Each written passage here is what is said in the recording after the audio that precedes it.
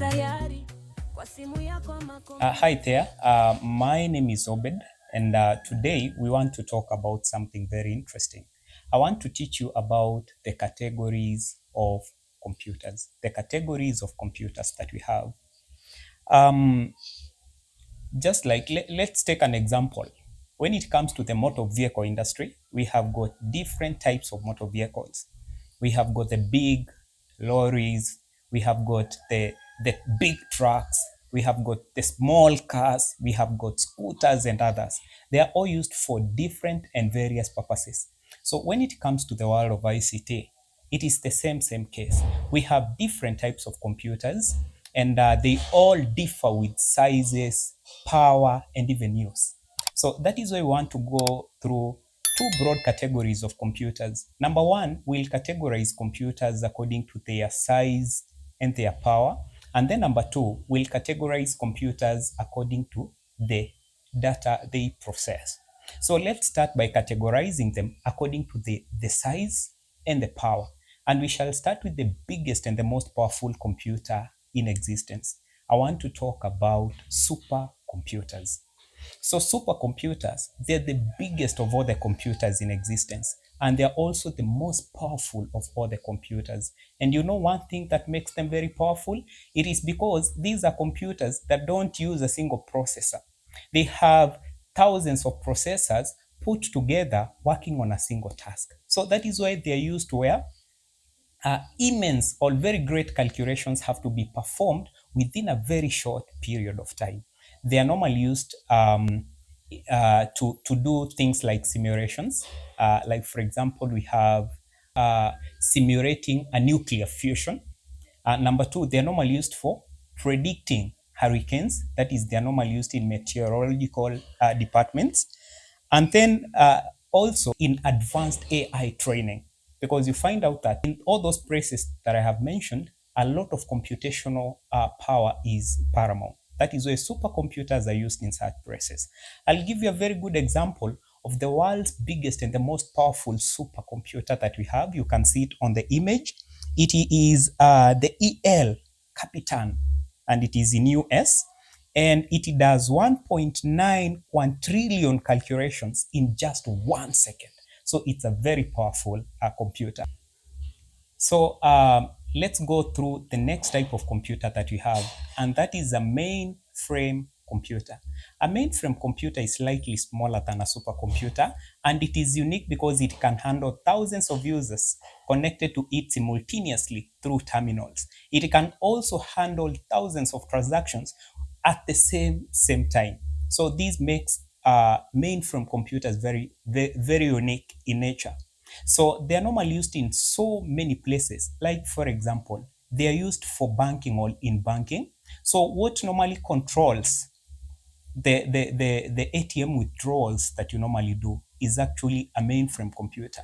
So what normally controls and manages your airline booking is a mainframe computer. So they are very powerful, and that is why they are used where so many transactions have to be conducted or performed simultaneously. Then the next category, or the last category that we want to go through, is the category of microcomputers.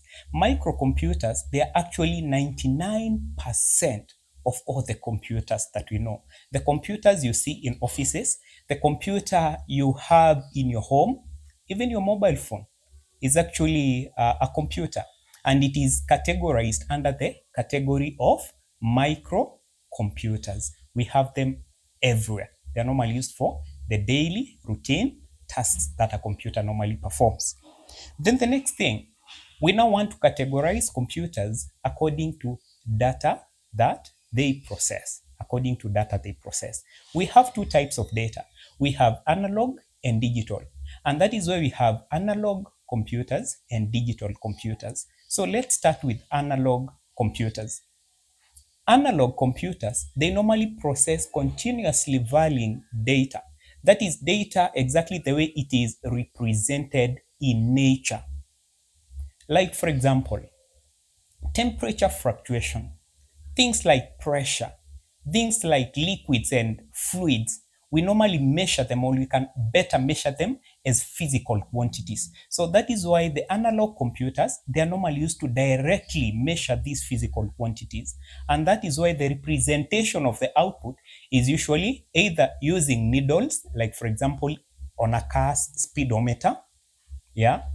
And then we have another good example of the mercury thermometer. The expansion of the mercury thermometer based on the temperature actually is usually a continuously varying physical quantity. So that is how data is normally represented on analog computing components. Let's move on to the next category, and that is we have number 2, digital computers. Digital computers basically process digital or binary data, and this is data represented in form of numbers.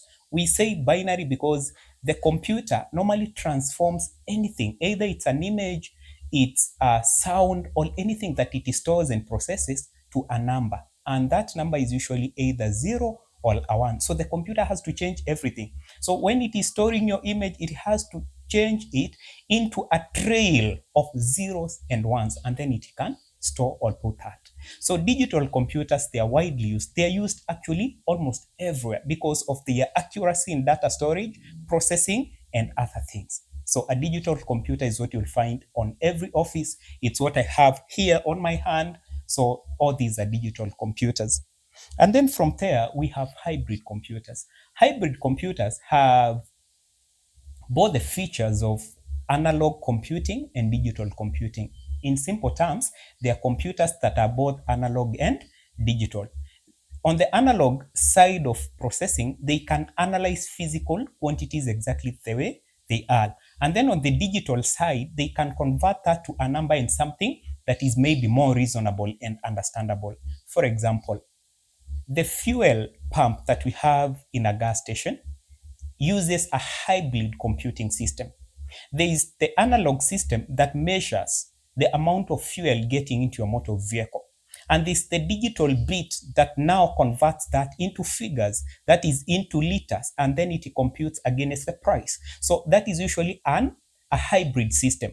The analog bit of it is that bit that measures the quantity of fuel. It is 5 liters physically going into the tank.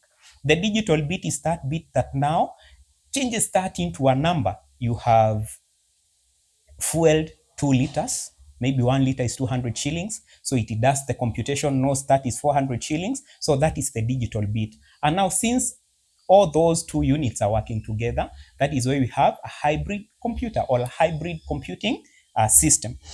So let's look at the application of hybrid computers. So hybrid computers, they are normally used to quickly and directly measure physical processes. So that is why they are used in ICUs, modern electronic fuel pump, and flight control in advanced modern aircraft. So those are the categories of computers that we have.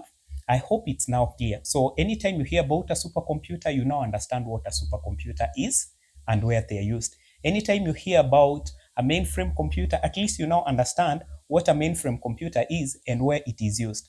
And anytime you hear about a microcomputer, you understand what we mean by microcomputer.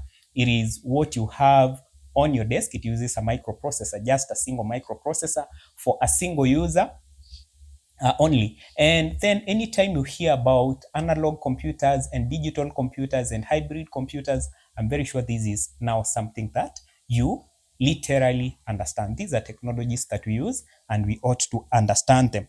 So that marks the end of today's lesson. We have learned about the types of computers. So keep check, because in the next lesson, I'll be teaching you about the components of a computer system. We'll be talking about the mouse, the keyboard, the monitor, and the system unit. So make sure that you subscribe so that the next time I'm posting the next tutorial, you should be notified, and we'll keep learning step by step. Thank you so much. As a reminder, I'm your teacher, Obex. Thank you.